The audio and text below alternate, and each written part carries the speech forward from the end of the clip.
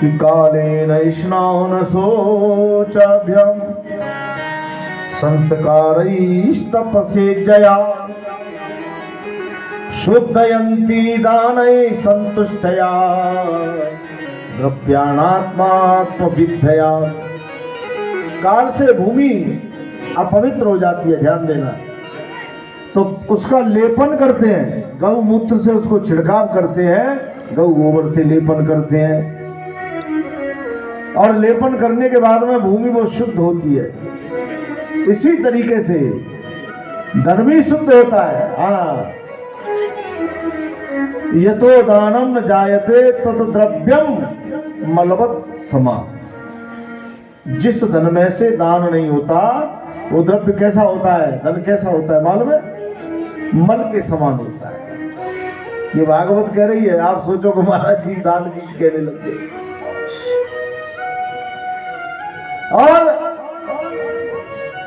आगे क्या कहा है? अदत्त दानाज भवेत् धनाढ्यो, माने अदत्त दानात भवेत् दरिद्रो, दरिद्र प्रभावात प्रकरोति पापम।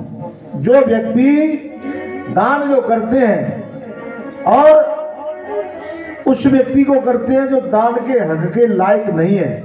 आपने दान किया, ध्यान देना, और आपने किसी को दान दे दिया, उस दान के उस पैसे से, और उसने जाके ठेके पे पहुंच गया और लगा ली, तो समझ लेना तुम भी नरक के वासी हो। ये अवश्य है, पैसे को दान के हिसाब से करना चाहिए।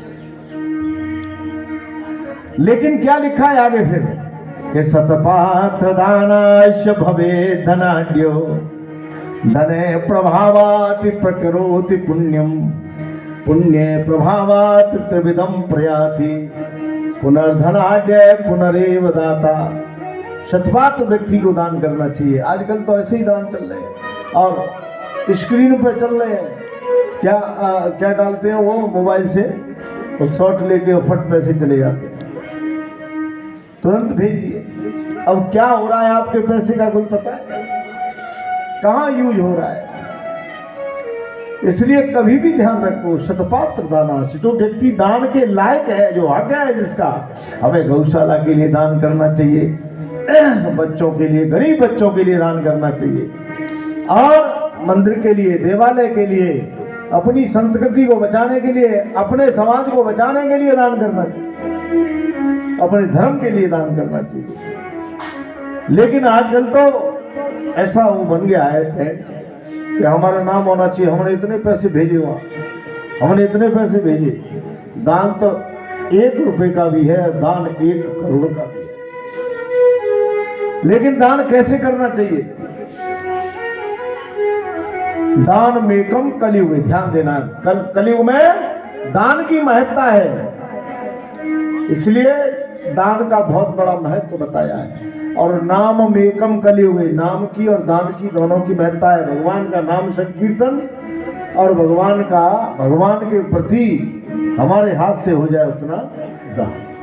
देखिए कुआं होता है और कुएं में पानी बड़ा निर्मल होता है। पहले कुएं से पानी खींचते थे ना, पानी पीते थे। और कुआं का पानी खींचना बंद कर दो तो कुएं में फिर क्या होगा? उस पानी में बदबू आ जाएगी। इसी तरीके से दान जोड़ते जाओ धन, और उस धन में से दान नहीं करोगे तो कहीं ना कहीं लग जाएगा। बाबा नंद ने 1.25 लाख गऊ दान की। कितनी? 1.25 लाख। 1.25 लाख गऊओं का दान किया था बाबा नंद ने। और गाय के जो चदरियां थी, सब चदरें जो है मोतियों से जड़वाई थी, सींग जो चांदी से मड़वाए थे, खुर सोने के मड़वाए थे। तो ये सारी भागवत में लिखा है, मैं नहीं कह रहा हूं ये सब करना चाहिए। बाबा नंद ने बहुत दान किया। आगे फिर क्या लिखा है? भगवान सुखदेव ने क्या बताया, व्यास भगवान ने, कि याचिका नैव याचन्ति। क्या कह रहे हैं? याचिका नैव याचन्ति बोधयन्ति ग्रहे दीयताम नित्य मजा तो गतिरीदृशी। याचक जो होता है, भिखारी दरवाजे पर आता है मांगने के लिए, जय श्री राम जय भोलेनाथ कहता है ना, आगे सुने। अगर आपने उसको डाल दिया तो ठीक है, अन्यथा वो ये कहता है कि मेरी जैसी गति तुम्हारी हो जाएगी। इसलिए कभी भी ध्यान रखना, भिखारी को वापस नहीं। तो इस तरीके से दान की बहुत बड़ी महत्ता बताई है। बाबा ने बहुत दान किया, आनंद बाबा ने इतना दान किया, क्योंकि लाला के जन्म में बहुत दान किया था कि गोपा परस्परम नष्टा दध क्षीरे घृताम्बो भी, आपस में सब जो है ग्वाल वाल और आनंद ले रहे हैं। नंद घर आनंद भयो जय कन्हैया, तो कल आपने खूब आनंद लिया, नंद घर आनंद भयो जय कन्हैया लाल की। भगवान का माने महोत्सव बहुत आराम से मनाया, बहुत जो है श्रद्धा से भाव से मना।